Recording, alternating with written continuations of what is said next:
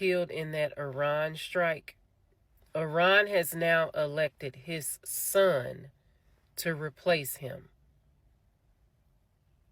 And you don't think that son is going to try to retaliate? And let me add, the son, his wife, was also killed in that airstrike. And you think that son is going to just go on with the flow?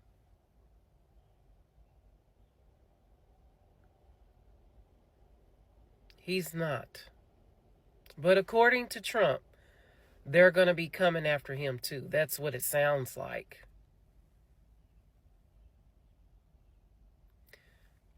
I have one thing to say. Messy.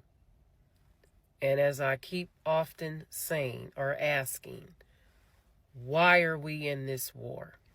Hello everyone, I'm Noble and welcome back to the channel. Tension between United States and Iran are rising again after dramatic leadership change. After Iran's leader was killed, a new figure has stepped in to take control, and many people believe this could make the conflict even more dangerous.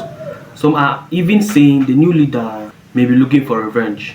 Report says Iran has quickly moved to install new leadership after the death of its top leader during the ongoing conflict. The new leadership is expected to take a tougher stance against the United States. This has many Americans worried that the situation could escalate even further, especially with threats of retaliation always being discussed. For some observers, the big question is whether this moment will calm tension or push both sides closer to a wider war. Elected a new leader, the son of the former supreme leader that the United States just unalive with a strike. Come on, sip a little tea with Auntie. Let's talk about it. The math ain't mathing, y'all. I thought everybody was screaming that Iran was happy that their supreme leader was gone. Like, he was such a horrible man. Why would they put his son in office if he was such a horrible man and they didn't want him in the office? Number one. Number two, the United States in for a rude awakening by putting the son in there. His daddy was 86, but he's 56. They just unalived not only his wife, but his daddy too, and y'all make him the new supreme leader. Y'all stuff finna really get real. That's the part they're not talking about. Not to mention, the United States, as well as Israel, was saying any new leader that come about, and they name him, and they clearly named the son as the new supreme leader, that they was gonna unalive him too. They already done unalived the man's father and his wife in strikes, and now he's the supreme leader, the new supreme leader. Baby, when I tell you this war here is something, yeah, a lot of stuff is just, it's just surprising. That's it. That's all, y'all. That's all I'm gonna say. It is very surprising. Thank y'all for sipping a little more tea with AT. Bye. A $4 million missile to shoot down a $20,000 drone. That interceptor missile that America fired is going to take years to replace. Iran has thousands more drones, and they can make 500 per day. You do the math. Because this is the most important number in this entire war that no one is talking about. Iran's Shahid drone cost from $20,000 to $35,000 to build. It's a one-way suicide drone built off the back of a truck with off-the-shelf parts. Literally a flying bomb. It's simple, it's cheap, and it's replaceable. The missile America shoots to fire it down is called the Patriot PAC-3 Interceptor, and it costs $4 million. Every single one costs $4 million. So if you do the math, that is a 114 to 1 cost disadvantage to the U.S. And I don't think y'all are understanding, because the U.S. is already going to lose this war. Those Interceptor Patriot PAC-3 interceptor missiles, yeah, U.S. can make 600 per year. Thousands have already been fired.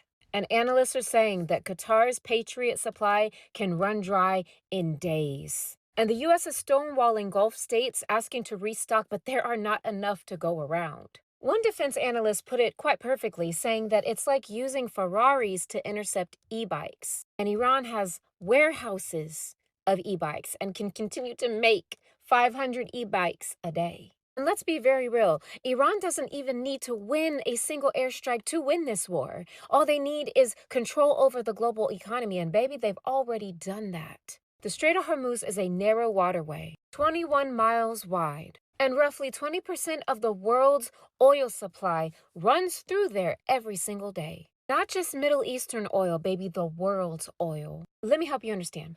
1 in 5 barrels of the world's oil on this planet move through the Strait of Hormuz. And no alternate routes exist for Gulf energy exports. And Iran didn't even have to block it. All they had to do was send a few drones to the strait, and immediately insurance companies stopped covering any ships that tried to pass it. No insurance, no transit. Just like that. The world's most critical energy choke point literally brought to near zero traffic, just like that. And baby, we're already seeing the effects. The oil has shot up 25% in prices over the last few days. Shipping rates for oil tankers have hit an all-time record high, 95% up in just a weekend. And major shipping giants have canceled operations. Analysts are warning that if the strait stays closed, oil barrel prices will get to $120 per barrel. And baby, that tips the entire global economy into a recession. Now, Humpty Trumpty is saying he wants to use naval escorts to get the ships through. But analysts are already asking, and other people are asking, does America have enough naval tanks to do that? And keep fighting the war in Iran at the same damn time? The answer right now appears to be no. So it's looking like the only way that the USA and Is Not Real could win this war is with a ground invasion. And baby, a ground invasion is a goddamn fantasy. Have y'all seen Iran? Iran is not Iraq. It's not Syria. It is a land of mountains. And these mountain ranges cover the entire northern and western regions, with elevations of over 10,000 feet and very narrow passages. Natural-made choke points that would swallow armies whole. The United States has never successfully occupied a mountain country, a mountain land nation in its entire history, its entire modern military history. Has not happened. Not Vietnam, not Afghanistan, never.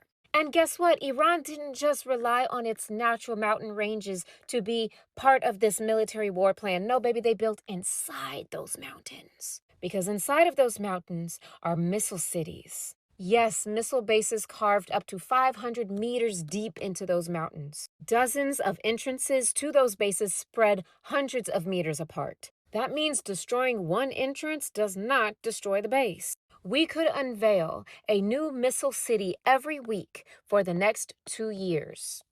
So a ground force entering that terrain faces Iranian military that will disappear into these tunnels, right? Submerge themselves, disappear, and then re-emerge somewhere else. Iran has interior supply lines, reverse units, logistical depth that no other army, no foreign army can match on foreign soil in that type of terrain. The U.S. has conducted nearly 2,000 strikes on Iran in the name of Is Not Real, just since this war started.